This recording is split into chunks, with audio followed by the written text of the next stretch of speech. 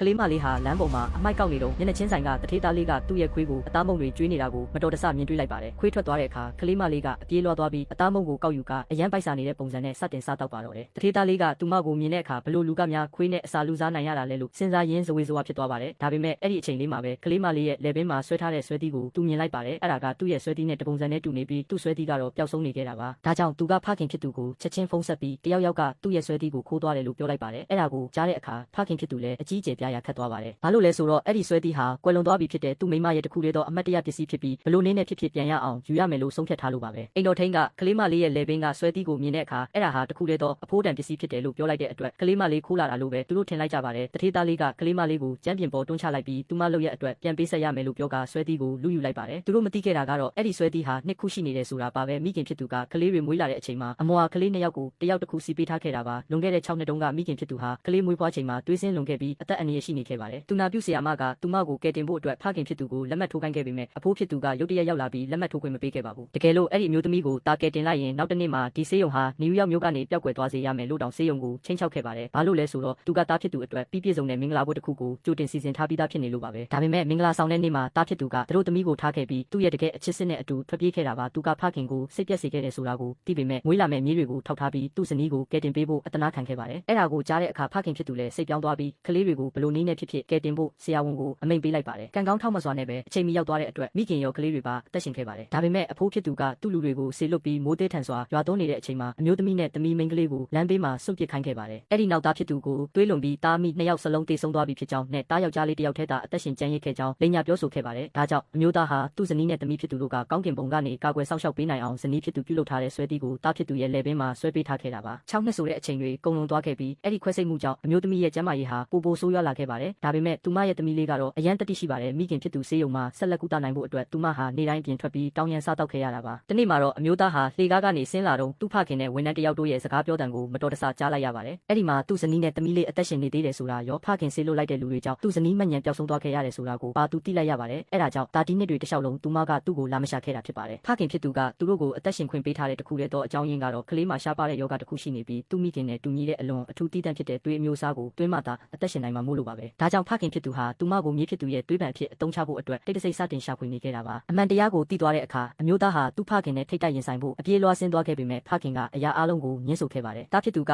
စက်တိုက်မေးခွန်းထုတ်တဲ့အခါဖခင်ဖြစ်သူဟာအကြီးအကျယ်ဒေါသထွက်သွားပါတယ်။သူ့သားကသူ့ကိုဒီလိုပြန်ပြောရဲလိမ့်မယ်လို့သူမယုံကြည်နိုင်အောင်ဖြစ်ခဲ့ရပါတယ်။မိသားစုရဲ့စီကံတွေနဲ့သူ့ကိုအပြစ်ပေးဖို့ကြိုးစားပေမဲ့တားဖြစ်သူကဆက်ပြီးမကြောက်တော့ပါဘူး။ဘာလို့လဲဆိုတော့အခုချိန်မှာသူကကုမ္ပဏီတစ်ခုလုံးကိုထိန်းချုပ်ထားနိုင်ပြီဖြစ်ပြီးဖခင်မှာသူ့ပေါ်ဩဇာတက်ရောက်နိုင်စွမ်းမရှိတော့လို့ပါပဲ။ဒါတောင်မှဖခင်ဖြစ်သူကအမျိုးသမီးနဲ့ကလေးမလေးဘယ်မှာရှိနေလဲဆိုတာကိုပြောပြဖို့ညှင်းဆန်ခဲ့တဲ့အတွက်တားဖြစ်သူကသူ့ဘာသာသူရှာဖွေဖို့ဆုံးဖြတ်လိုက်ပါတယ်။ကလေးစီကနေဆွဲသည့်အခိုးခံရတယ်ဆိုတာကိုသိလိုက်ရတဲ့အခါသူဟာအဲ့ဒီနေရာကိုအပြေးလွှားသွားခဲ့ပါတယ်။တစ်ချိန်တည်းမှာပဲအဲ့ဒီနားကနေဖြစ်သွားတဲ့ဆရာဝန်တစ်ယောက်ကဖြစ်ပျက်နေတာတွေကိုမြင်တွေ့သွားပြီးကလေးမလေးဟာသူ့လူနာရဲ့သမီးဆိုတာကိုမှတ်မိသွားပါတော့တယ်